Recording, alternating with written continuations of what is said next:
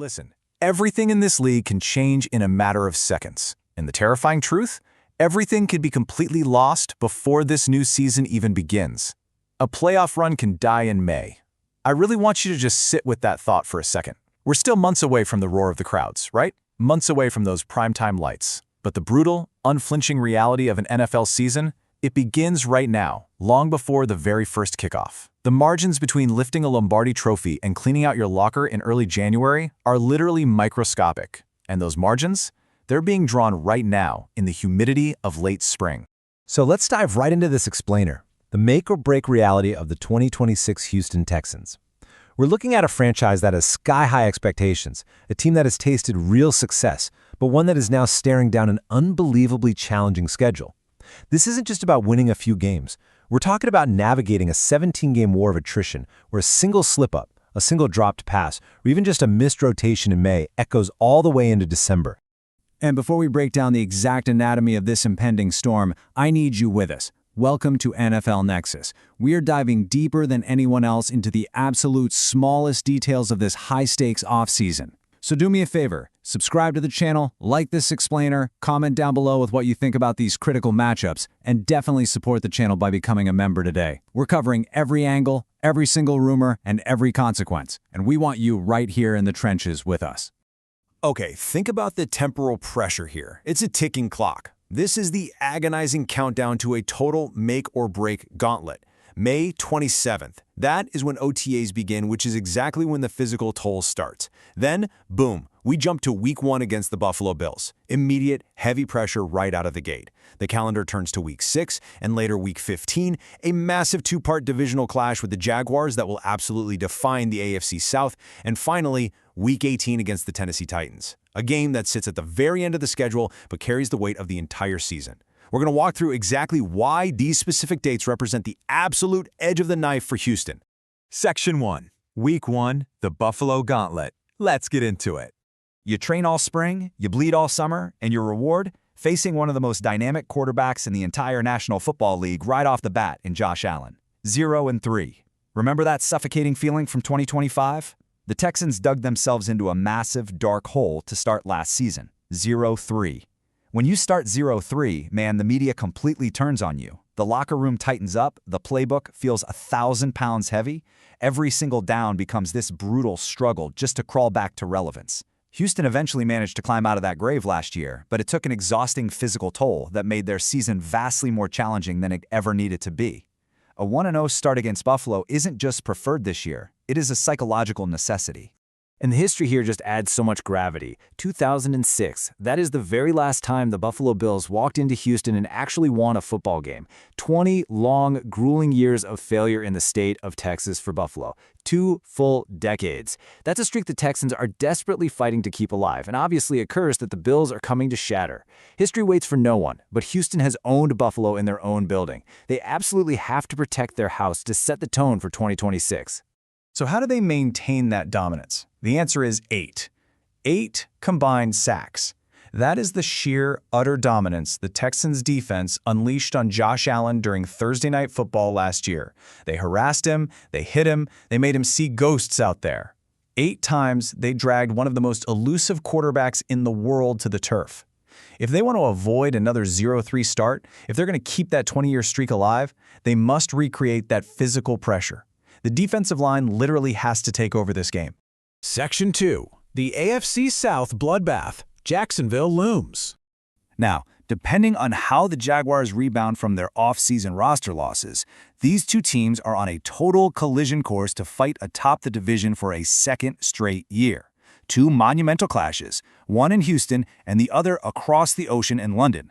Let's analyze the pure chaos of this matchup, because the duality of this rivalry is wildly unpredictable. First, you have that devastating rough Week 3 loss in 2025, a game that left Houston totally reeling. But then, contrast that heartbreak with the absolute euphoria of Week 10, that inspiring, season-saving comeback that eventually ignited their massive win streak. These two teams split the series 1-1 last year, but splitting the series in 2026, honestly, that could be a fatal error. Houston has to bring their absolute A-game to both London and the rematch. Sweeping them is practically the only way to ensure safety. Because if they don't, If they stumble against Jacksonville and fall to second place in the AFC South, listen to this quote very carefully. Traveling on the road for the entire postseason, a death sentence. A death sentence. Last year, the wildcard road trip proved to be exactly that. In the NFL, playing in hostile territory in January, dealing with insane crowd noise, freezing weather, travel fatigue, it breaks teams. Winning the division guarantees a home game. Losing to Jacksonville forces you onto the road, into the cold. It is literally the difference between a championship run and booking an early flight home. Section 3. Week 18. The final stand. On paper, hosting the Tennessee Titans at the end of the regular season looks like a straightforward, easy victory. The Titans are trending toward the absolute bottom of the AFC South. But in this league, arrogance is lethal. Let's dive into the microscopic details of why Week 18 is truly do or die. First off, securing crucial playoff seeding. A single win can be the difference between getting the 1 seed bye week and having to play on Wild Card weekend. Second, and this is massive, guys, if the Texans split their series with the Jaguars or the Colts and they end up tied in overall standings, the division record becomes the second tiebreaker. A lazy, uninspired loss to a bottom-feeding Titans team could mathematically shatter Houston's tiebreaker advantage. It could hand the division crown straight to Jacksonville. A single game at the very bottom of the schedule could completely decide their January fate. Section 4. The missing pieces. 5 men, 1 final shot. So we've looked at the massive 17-game macro schedule. Now we have to scale way down. Down to the desperate microscopic battle happening right before OTAs even start. The margins of survival. Right on the cusp of OTAs, the Texans held a very quiet Wednesday workout. It wasn't flashy, it didn't make national headlines, but they brought in 5 free agent wide receivers. Why? Because while the top of the depth chart is completely settled, the bottom is highly contested. They're hunting for a kick returner, a punt returner, a flawless special teams asset.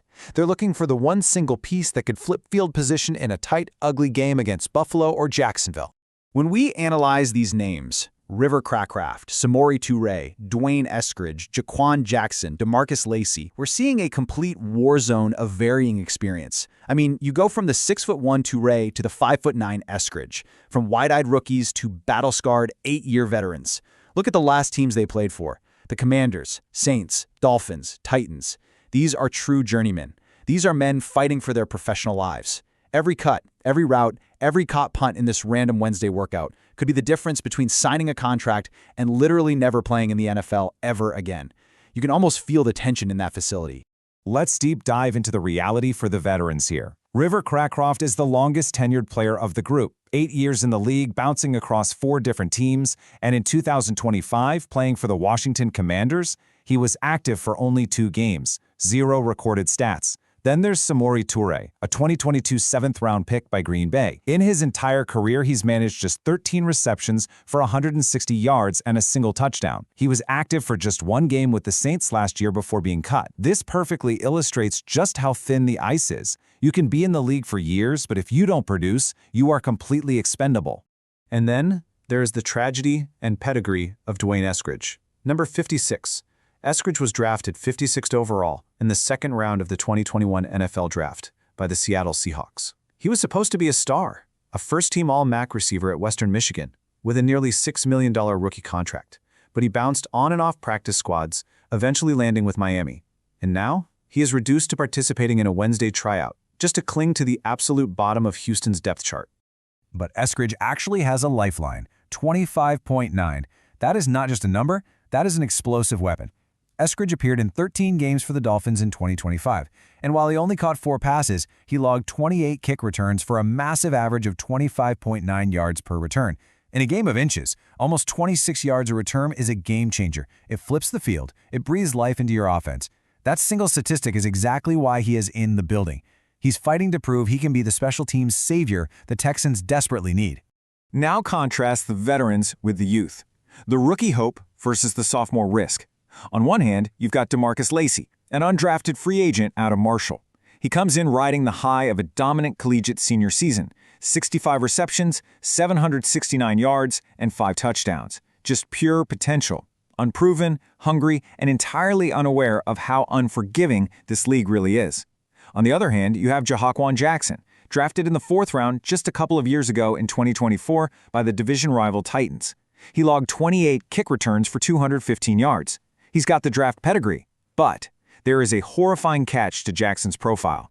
5 devastating fumbles during his rookie campaign. Listen, when you are a return man, ball security isn't just important, it is literally your entire job description. You absolutely cannot hand the ball back to the opponent. 5 fumbles is a glaring, massive flaw. It's the kind of statistic that completely shatters a coach's trust. It is a flaw that could end Jackson's career before it truly begins. So can Houston fix him, or is the risk simply too catastrophic to even take? And the craziest part? All 5 of these men are operating under a massive looming presence, the shadow of Jaylen Noel. Noel is currently on the roster, and the coaching staff is projecting a massive year 2 jump for him.